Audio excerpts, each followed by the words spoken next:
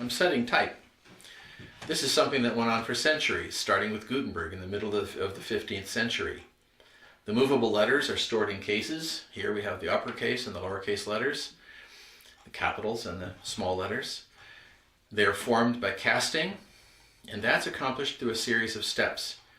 The cutting of a punch, making of a matrix, the casting of the type, finishing the type, and so forth.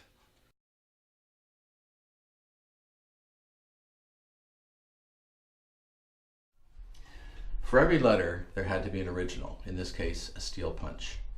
The punch is driven into copper, it makes an impression in the copper, and this is then filed and made into the matrix. The matrix has to be perfected in order that it be level and ready for the mold. So we're going to go through this whole process of making a punch and striking a matrix. The first step in making the punch is to prepare the steel.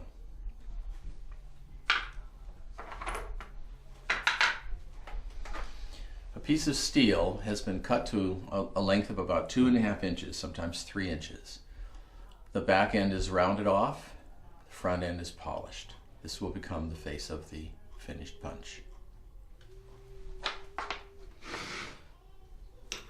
Polishing is done on an abrasive stone, a very fine abrasive. In this case I'm using some slate.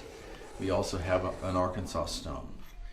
In either case, the surface is brought to a high polish.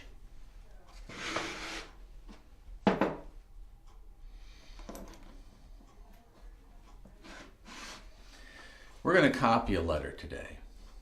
In this case, the letter R. It's actually a Garamond R.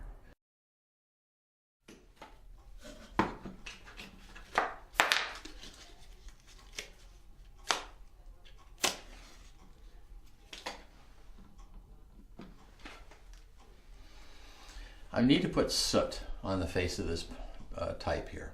The soot is going to be transferred to the punch. A nice even coat of soot.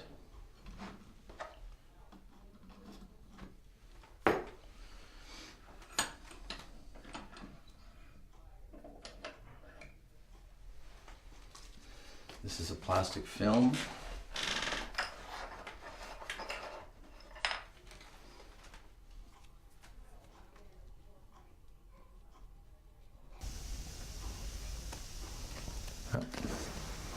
I now have a soot impression on this piece of plastic, so you can see that we got a very clean image of the letter here. This is the ones I did before. This didn't work too well.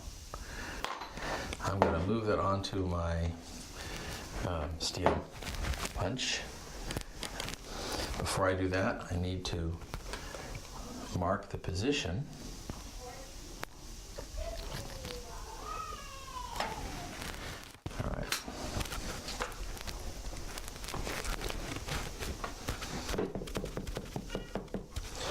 Put some oil from the clay onto the punch. I have my guidelines on there, which I can see, believe it or not. There's the bottom line. And that's essential if I'm going to get this on here nice and straight.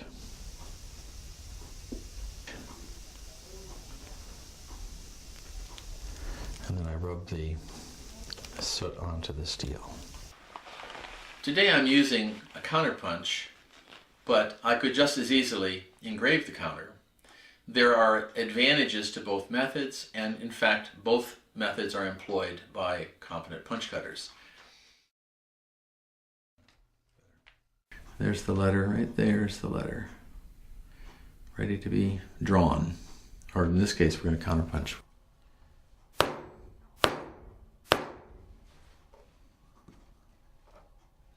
You'll see that the metal's bulged up there. Instant counter. Counter punch will do it all at one shot. I have the counter, it's completely done, except for maybe some minor touch-ups. So we move along, and that means cleaning this thing up. I'll save that for another letter. I can probably make a P with that same punch. Now that I've got the counter and I've drawn the letter, I need to file away these various flats on the side here. I'll make a mark here to indicate how far back I should file. After I cut these large surfaces away just to approach the letter, then I'll do the fine filing. So for now we're just doing this very coarse work.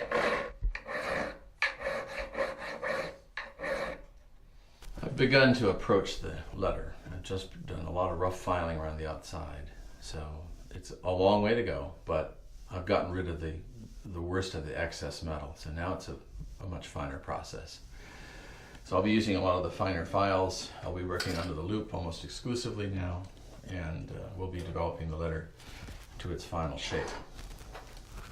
What I need right now is my big square file.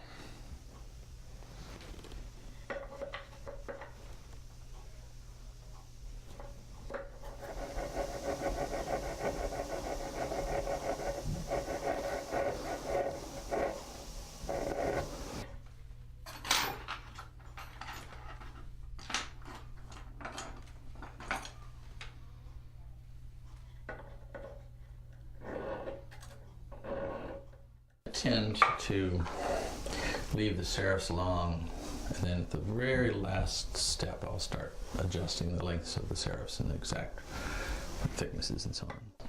So I'll coat the end of the punch with some soot here from our lamp, and then we'll make